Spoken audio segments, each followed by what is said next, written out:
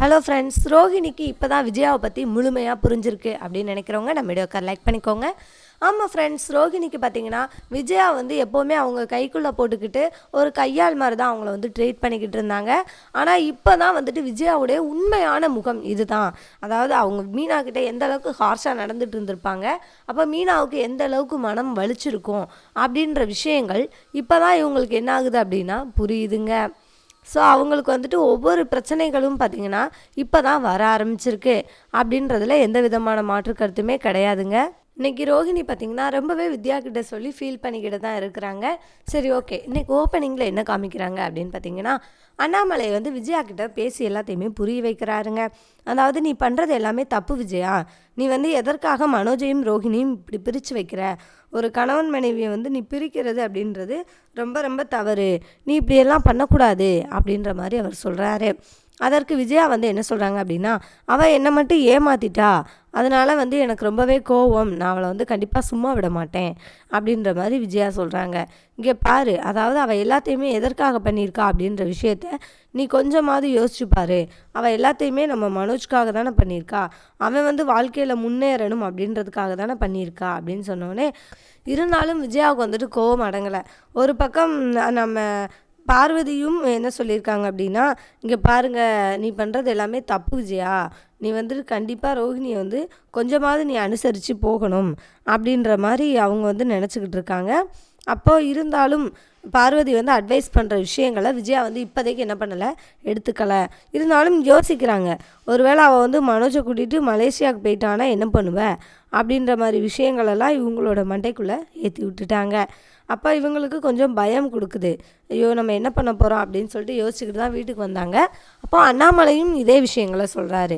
இங்கே பாரு விஜயா, நீ பண்ணுறது எல்லாமே தப்பு. நீ இந்த மாதிரி பண்ண அப்படின்னா அவள் பாட்டுக்கு திரும்ப மலேசியாவுக்கே போயிட்டான்னா நீ என்ன பண்ணுவ அப்படின்ற மாதிரி அவரும் ஒரு பக்கம் பயம் காட்டி விட்றாரு. அப்போ நமக்கு மொத்த சொத்துமே கிடைக்காம போயிருமே, கோடி கணக்கில் சொத்து அப்படின்னு சொல்லிட்டு விஜயா ஒரு நிமிஷம் யோசிக்கிறாங்க. யோசிச்சுட்டு மனோஜை கூப்பிட்றாங்க. இங்கே வாடான்னு கூப்பிட்டு, நீ வந்து ரோஹிணிக்கு கால் பண்ணி வர சொல்லு அப்படின்ற மாதிரி சொல்லிடுறாங்க. உடனே மனோஜுக்கு பார்த்திங்கன்னா சந்தோஷம் தாங்க முடியல. உடனே வந்துட்டு நம்ம விஜயாவுக்கு தேங்க்ஸ் சொல்லிவிட்டு ரோஹிணிக்கு வேகமாக கால் பண்ணுறாரு. கால் பண்ணால் ரோஹிணி எடுக்கவே இல்லை. அப்போ அவங்க வித்யாவுடைய வீட்டில் உட்காந்துருக்குறாங்க. அப்போ வித்யா வந்துட்டு, என்னன்னு கேளுடி, எதற்காக கால் பண்ணுறாருன்னு கேளு அப்படின்ற மாதிரி சொல்கிறாங்க. இல்லை வித்யா, நான் அவன்கிட்ட பேச மாட்டேன். அவன் எனக்கு வந்துட்டு துரோகம் தான் பண்ணுறான். நான் அவனுக்காக மட்டும்தான் எல்லாமே பண்ணிகிட்ருக்கேன். அவனுக்காக நான் வாழ்க்கையில் எடுக்காத ரிஸ்க்கே இல்லை. இப்போ இந்த அளவுக்கு நான் ஒரு பொய் சொல்கிறவளாக உட்காந்துருக்கேன் இந்த நிலமையில அப்படின்னா அதுக்கு ஒரு முக்கியமான காரணம் மனோஜ் மட்டும்தான். அவனுக்காக மட்டும்தான் நான் என்ன பண்ணேன், எல்லா வேலைகளும் பண்ணேன். ஆனால் அதை அவன் புரிஞ்சிக்கவே இல்லை. என்னை ரொம்பவே காயப்படுத்துகிறான் அப்படின்னு சொல்லிட்டு அவங்க ஒரு பக்கம் ரொம்பவே ஃபீல் பண்ணுறாங்க. அப்போ இந்த ஃபீலிங்ஸ் வந்து வித்யாவுக்கு ரொம்ப நல்லாவே புரியுது. எனக்கு புரியுதுடி, ஆனால் அவன் என்ன சொல்கிறானாவது கேளேன், அவர் என்ன சொல்கிறாருன்னே அப்படின்ற மாதிரி சொல்கிறாங்க. ஆனாலும் உன் புருஷன் ரொம்ப மோசமான ஆள் தான். அவர் வந்து தப்பு பண்ணோடனே மாட்டிக்கிட்ட உடனே உன்னை முன்னால் தள்ளி விட்டுட்டு என்ன பண்ணிட்டாரு, அவர் பாட்டுக்கு எஸ்கேப் ஆகிட்டார்ல அப்படின்ற மாதிரி சொல்லி காமிக்கிறாங்க. அப்போ இந்த விஷயம் வித்யாவுக்கு ரொம்பவே கோபம் வருது, நம்ம ரோஹிணிக்கு இவங்க சொன்ன உடனே. அப்போது ஐயோ, எதற்கு இப்படி சொல்லிட்டோம் அப்படின்னு சொல்லிட்டு அவங்க ஒரு பக்கம் நினைக்கிறாங்க. சரி, ஓகே, இருந்தாலும் வந்துட்டு இவங்க மேலே தான் தப்பு இருக்குது அப்படின்றதுனால அவங்க வந்து பொறுத்து போகிறாங்க. இருந்தாலும் ரோஹிணிக்கு தன்னுடைய கணவரை வித்யா அப்படி சொன்னோடனே ரொம்பவே அவங்க வந்து கஷ்டப்படுறாங்க. இருந்தாலும் என்னதான் இருந்தாலும் அவங்கள வந்து விட்டு கொடுக்க முடியல அப்படின்றதுல எந்த விதமான மாற்று கருத்துமே இல்லைங்க. சரி, ஓகே, இது ஒரு பக்கம் இருந்தாலும் ரோஹிணி இப்போதைக்கு கால் எடுக்கவே இல்லை. அப்போது என்ன நடக்குது அப்படின்னா, ரோஹிணிக்கு கால் பண்ணி பார்த்துக்கிட்டே இருக்கார் நம்ம மனோஜ். ஆனால் அவங்க எடுக்கலைன்னொன்னே சரி ஓகேன்ட்டு வித்யாவுக்கு கால் பண்ணுறாங்க. வித்யா வந்துட்டு ஃபோன் எடுத்து பார்க்குறாங்க. மனோஜான்னு பாரு அப்படின்ற மாதிரி சொன்னோடனே, ஆமாடி, அவர் தான் கால் பண்ணியிருக்காரு அப்படின்ற மாதிரி சொல்கிறாங்க. சரி, நீ காலை எடுக்க வேண்டாம் அப்படின்ற மாதிரி சொன்னோடனே, எதுக்குடி காலை எடுக்க வேண்டாம்னு சொல்கிற, நான் பேசி தான் பார்க்குறேனே அப்படின்ற மாதிரி சொன்னோடனே, இல்லை நீ காலை எடுக்க வேண்டாம் அப்படின்ற மாதிரி அவங்க ஒரு பக்கம் சொல்லிடுறாங்க. சரின்னு சொல்லிவிட்டு இப்போது அடுத்த கட்டமாக என்ன நடக்குது அப்படின்னா, வித்யாவும் ஃபோன் எடுக்கலன்னொடனே தொடர்ந்து அடிச்சுக்கிட்டே இருக்காரு. சரி, நீ ஃபோனை எடு, அப்படி நீ எடுக்கலை அப்படின்னா நீ இங்கே தான் வந்திருக்கன்ற டவுட் உங்களுக்கு வந்துடும். அதனால் சரி நீ கால் எடு, நான் இங்கே தான் இருக்கேன்னு அவனுக்கு தெரியக்கூடாது அப்படின்னு சொல்லிட்டு எடுத்து நீ என்னன்னு மட்டும் கேளு அப்படின்ற மாதிரி சொன்னோடனே சரின்னு சொல்லிட்டு கால் அட்டன் பண்ணுறாங்க. அட்டன் பண்ண உடனே சொல்லுங்கள் ரோஹிணி இங்கே இல்லை அப்படின்ற மாதிரி சொன்ன உடனே இப்போ மனோஜ் நான் கேட்கவே இல்லையே அப்படின்ற மாதிரி சொல்கிறாங்க. இல்லை அவள் கால் பண்ணி இங்கே வரேன்னு சொல்லியிருந்தா, ஆனால் இன்னும் வரல, அதனால தான் நான் அப்படி சொன்னேன் அப்படின்ற மாதிரி சொல்லிடுறாங்க. அப்படி சொல்லி சமாளித்தோடனே இவங்களுக்கும் ஒரு பக்கம் இப்போதைக்கு வந்துட்டு டவுட் வரல. சரி ஓகே, இப்படி இருக்கும்போது இன்னொரு பக்கம் என்ன நடக்குது அப்படின்னா, நம்ம முத்து வந்துட்டு சண்டை போடுறதுக்கு ரெடியாக இருக்கார். அப்போ ரோஹிணியும் வீட்டுக்கும் கிளம்பி வந்துடுறாங்க.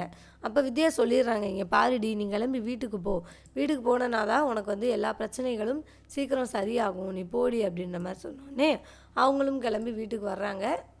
வீட்டுக்கு வந்த இடத்துல என்ன நடக்குது அப்படின்னா, முதல்ல விஜயா வந்து கோவப்பட தான் செய்கிறாங்க. இங்கே பாரு, நான் வந்துட்டு உன்னை மன்னிக்கலாம் மாட்டேன், நீ வந்துட்டு எனக்கு துரோகம் பண்ணிட்ட, நீங்கள் 2 பேரும் எப்போவுமே நல்லா இருக்கணும் அப்படின்னு நினச்ச ஆள் நான், உங்களுக்காக நான் எவ்வளவோ விஷயங்களை பண்ணியிருக்கேன், இந்த குடும்பத்தில் எல்லாருக்கிட்டையுமே நான் என்ன பண்ணேன், உங்களுக்காக மட்டும்தான் எதிர்த்து பேசினேன், ஆனால் நீங்கள் 2 பேரும் என்ன பண்ணிட்டீங்க, என்னை வந்துட்டு ஏமாற்றிட்டீங்க அப்படின்னு சொல்லிட்டு அவங்க ஒரு பக்கம் ரொம்பவே கோவப்படுறாங்க. இருந்தாலும் இப்போதைக்கு இவங்களால ஒன்றும் பேச முடியல அப்படின்றதுனால இவங்களும் ஒரு பக்கம் ரொம்பவே அமைதியாக இருக்கிறாங்க. நம்ம வித்யாவும் ரொம்பவே சொல்லி அனுப்புனதுனால இவங்க ஒரு பக்கம் அமைதியாக தான் இருக்கிறாங்க, வேறு வழி இல்லாமல். சரி ஓகே, இப்படி இருக்கும் போது என்ன நடக்குது அப்படின்னா, இவங்க வந்துட்டு பேசிகிட்டு இருக்காங்க. அப்போது நம்ம விஜயா கிட்ட வந்துட்டு நம்ம ரோஹிணி மன்னிப்பு கேட்குறாங்க. மன்னிப்பு கேட்டவுடனே இவங்களுக்கு கொஞ்சம் மனசு இறங்குது. சரி ஓகே, நீ இனிமேல் வந்துட்டு இந்த மாதிரி தவறை வந்துட்டு நீ பண்ணக்கூடாது அப்படின்ற மாதிரி வார்ன் பண்ணிவிட்டு நம்ம விஜயா வந்து அவங்கள ஏற்றுக்கிறாங்க. ஏன்னா ரோஹிணி வந்துட்டு காலிலே விழுந்துட்டாங்க. மனோஜும் ரோஹிணி 2 பேருமே என்ன பண்ணுறாங்க அப்படின்னா, நாங்கள் இனிமேல் இந்த மாதிரி தவறை எப்போவுமே வாழ்க்கையில் பண்ண மாட்டோம், உங்களுக்கு நாங்கள் துரோகம் பண்ண மாட்டோம் அப்படின்னு சொல்லி சொன்னதுனால நம்ம விஜயாவும் வந்துட்டு அவங்கள மன்னிச்சிடுறாங்க. மன்னிச்சு சரி ஓகே, இனிமேல் இந்த மாதிரி பண்ணாதீங்க அப்படின்னு சொல்லி அவங்கள மன்னிச்சு ஏற்றுக்கிறாங்க. அப்போது இப்போ தான் வந்துட்டு ரோஹிணிக்கு என்ன ஆகுது அப்படின்னா, சந்தோஷம் முகத்தில் கொஞ்சமாவது வருது. இப்படி இருக்கும் போது இன்றைக்கி எபிசோடை வந்து என்ன பண்ணியிருந்தாங்கன்னா முடிச்சிருந்தாங்க. இன்றைக்கி எபிசோடில் நடந்த முக்கியமான விஷயங்கள் இவ்வளோ தாங்க. ஸோ நாளைக்கு எபிசோடில் என்ன நடக்க போகுது அப்படின்னு பார்த்தீங்கன்னா, இன்றைக்கி எபிசோட் லாஸ்ட்டில் முத்து வந்துட்டு பயங்கரமாக ஒரு விஷயத்த சொல்லி முடிச்சிருக்காரு.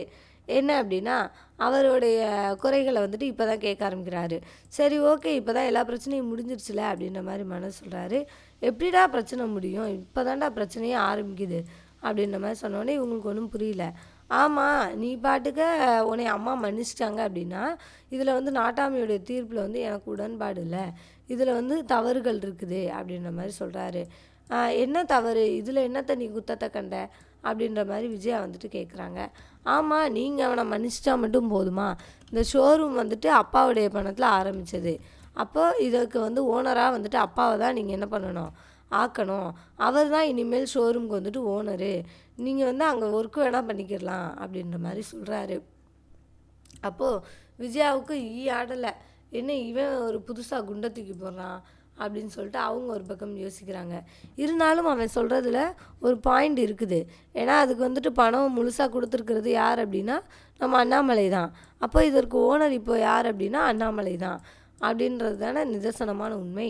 இப்போ இந்த உண்மைக்கு வந்து அவங்க என்ன பண்ணணும், ஒன்று பணத்தை கொடுக்கணும், அப்படி பணத்தை கொடுக்கல அப்படின்னா அண்ணாமலையை வந்துட்டு ஓனர் ஆக்கணும், இதுதானே தீர்வு அப்படின்றது நம்ம எல்லாருக்குமே புரியுது. அப்போ ரோஹிணியும் என்ன பண்ணுறாங்க அப்படின்னா ரொம்ப அதிர்ச்சியாகி பேசாமல் நிற்கிறாங்க. அப்போ விஜயாவால் இந்த இடத்துல இவங்களுக்கு வந்து சப்போர்ட்லாம் பண்ண முடியல, அவங்களும் அமைதியாக தான் இருக்காங்க. ஒன்று நீங்கள் பணத்தை கொடுக்கணும், இல்லைன்னா அப்பா ஓனர் ஆக்கணும் அப்படின்ற விஷயத்த முத்து வந்துட்டு ரொம்பவே தெளிவாக சொல்லிடுறாரு.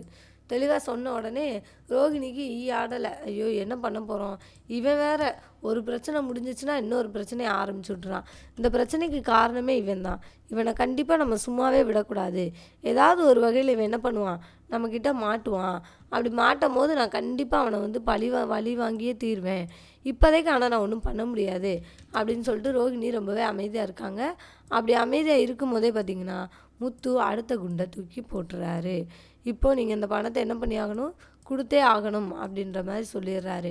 ஒன்று பணத்தை ரெடி பண்ணி சீக்கிரமாக கொடுங்க, அப்படி இல்லைன்னா அப்பாவை இந்த ஷோரூமுக்கு ஓனர் ஆக்கிடுங்க அப்படின்ற மாதிரி சொல்லிடுறாரு. அப்போது இவங்களுக்கு என்ன பண்ணுறதுனே ஒன்றும் புரியல. அப்போது விஜயா வர்றாங்க. விஜயா வந்து என்ன பண்ணுறாங்க அப்படின்னா, இங்கே பாரு, அதாவது இந்த முத்து வந்துட்டு கண்டிப்பாக சும்மாவே விட மாட்டான் அவனுக்கு வந்து அவங்க அப்பாவுடைய பணம் வந்து கிடைக்கிற வரைக்கும் என்ன பண்ணுவான், சும்மாவே விட மாட்டான். நீ வந்து ஒன்று என்ன பண்ணு, நீ சீக்கிரமாக மலேசியாவுக்கு உங்கள் மாமாவுக்கு கால் பண்ணு, கால் பண்ணி நீ வந்து பணத்தை சீக்கிரமாக கேட்டு வாங்கு அப்படின்ற மாதிரி அவர் சொல்லிடுறாரு. நம்ம விஜயா வந்துட்டு சொல்கிறாங்க. அப்போ ரோஹிணிக்கு இந்த இடத்துல என்ன பண்ணுறதுனே தெரியல. என்னடா இது அங்கே சுற்றி இங்கே சுற்றி கடைசியில் நம்மக்கிட்டே வந்துட்டாங்க, பழையபடியும் பணத்தை கொடு இதை கொடுன்னா நம்ம என்ன பண்ண முடியும் அப்படின்ற மாதிரி அவங்க ஒரு பக்கம் ரொம்பவே பயப்படுறாங்க. ஐயோ இதை எப்படி சமாளிக்க போகிறோம் இந்த பிரச்சனையை, இப்போ ஒரு புது பிரச்சனை வந்துடுச்சே, ஒரு பிரச்சனை போச்சுன்னா எனக்கு மட்டும் ஏன் நிம்மதியே இருக்க மாட்டேங்குது, ஒரு பிரச்சனை போச்சுன்னா இன்னொரு பிரச்சனை வந்துடுது அப்படின்னு சொல்லிட்டு ரோஹிணி ஒரு பக்கம் ரொம்பவே டென்ஷன் ஆகுறாங்க. அப்போ இந்த பிரச்சனையை ரோஹிணி எப்படி சமாளிக்க போகிறாங்க அப்படின்றதும் ஒரு மிகப்பெரிய கேள்விக்குறியாக தாங்க இருக்குது. ஸோ ரோஹிணி இதெல்லாத்தையும் எப்படி சமாளிக்க போகிறாங்க, மனோஜ் அண்ட் ரோஹிணிக்கு 2 பேருக்கும் பணத்தை வச்சும் இனிமேல் பிரச்சனைகள் ஆரம்பிக்குது. ஸோ என்ன நடக்க போகுது அப்படின்றத நம்ம வெயிட் பண்ணி பார்க்கலாங்க. ஸோ தேங்க்யூ ஃபார் வாட்சிங். இந்த வீடியோ உங்களுக்கு பிடிச்சிருந்துச்சுன்னா மறக்காமல் லைக் பண்ணிக்கோங்க. நம்ம சேனலை நீங்கள் இன்னும் சப்ஸ்கிரைப் பண்ணலையா, மறக்காமல் சப்ஸ்கிரைப் பண்ணிக்கோங்க. கூடவே பக்கத்தில் இருக்க பெல் ஐக்கானையும் கிளிக் பண்ணிக்கோங்க. தேங்க்யூ.